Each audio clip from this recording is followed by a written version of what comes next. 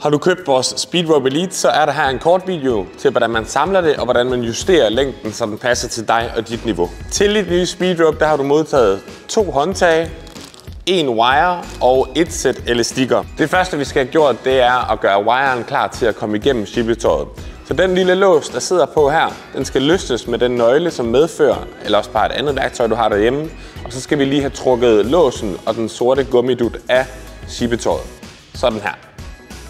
Efter du har trukket låsen og den sorte lille gummidut af kun den ene side af wiren, så kan du nu tage din håndtag og gøre dem klar. Måden du kan gøre dem klar på er ved at skrue bunden ud på dem, og i bunden vil du finde et værktøj, som vi kan justere topskruen med. Så i toppen af håndtaget, der sidder der en lille skrue, som vi blot lige vil justere løst, så vi gør plads til, at wiren kan komme igennem hullet i næste skridt. Nu har du altså gjort enden klar på din wire, og du har løftet skruerne i shibetøjets top. Nu kan vi føre wiren igennem det lille hul, som du finder i shibetøjets top her.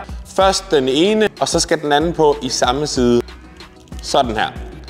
Det vi gør nu, det er, at jeg sætter den lille lås på igen. Så jeg har her den lille lås, som måske er lidt svær at se på kameraet, men den vil jeg sætte på enden af wiren igen. Og for nu lader jeg bare den sidde løst, mens at jeg venter med at sætte den sorte gummidut på toppen. Jeg har nu foldet shibetøjet ud, men jeg har altså stadigvæk begge håndtag i den ene side. Så det næste skridt, I skal gøre, det er bare at føre det ene håndtag hele vejen ud i den anden wire ende, så den bliver stoppet af låsen her. Og nu kan du altså justere længden på dit shibetøj.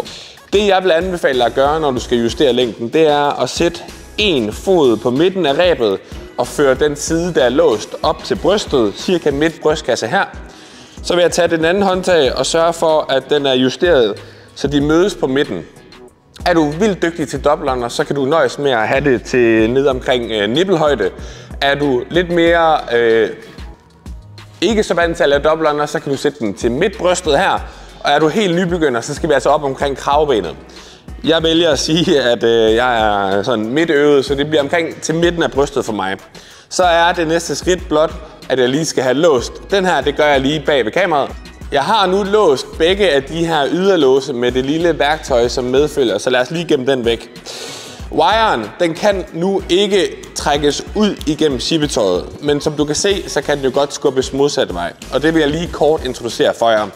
Personligt, hvis du er ikke helt på dobbeltunders niveau endnu, lad os sige, at du ikke kan lave 100 sammenhængende dobbeltunders, så kan det være en fantastisk idé, at selve wiren den sidder lidt løst her. Og det kan det, fordi så har du meget bedre rotation i håndtaget, og du har en lille smule rum, hvor i at du har plads til at fejle, og rebet stadigvæk vil rette sig ind. Så hvis du er sådan på start dobbeltunders niveau, mellem dobbeltunders niveau, så vil jeg faktisk anbefale dig at kunne nøjes med at låse den yderlåsen her.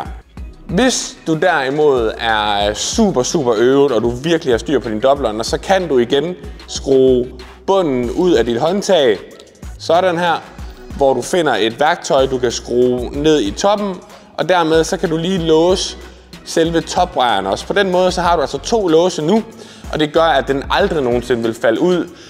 Og især hvis du bruger for eksempel en stålwire, så kan det være ekstremt vigtigt at låse begge låse, så du ikke en dag står til en konkurrence eller midt i en intens workout, og pludselig så falder shibetøjet ud. Husk at sætte bunden ind på håndtaget igen. Du har nu samlet dit shibetøj. Det eneste du mangler, det er lige at få klippet wiren af, og så sat den sorte gummidut på igen. Der er dog lige en ting, jeg vil huske at nævne for jer, mens I ser med, som er super vigtigt for at blive ved med at have en flot og lige wire. Og det er, at når I skal pakke det sammen, så er det vigtigt med den her type af wire, som er så hård, at man folder det pænt sammen i cirkler. Så en cirkel her, og så tænker jeg bare lige, at vi spoler frem til jeg er færdig. Som du kan se, nu har jeg samlet shibetøjet i nogle pæne cirkler, og det gør altså, at du bliver ved med at holde din wire helt lige og pæn, hvilket er optimalt i forhold til at måske kan få de her knæk på den, hvis du bare stopper den ned i tasken igen. Så sørg for at folde den pænt sammen i cirkler, og nu skal den bare lægges ned i tasken. Så I har jeres taske her. Jeg anbefaler som sagt at lægge den i cirkler, og så kan man altså lige skubbe den med toppen ned her. Bum. Og så har du altså et sæt shibetøj, som er klar til at blive pakket sammen igen. Tak fordi du så med. Jeg håber, det gav lidt mening omkring, hvordan man egentlig samler sit Scipitor, men også hvilke justeringer der kan være i forhold til de 2 låse, og ikke mindst, hvordan man lige sørger for at få pakket det godt sammen igen, så det er klar til næste workout.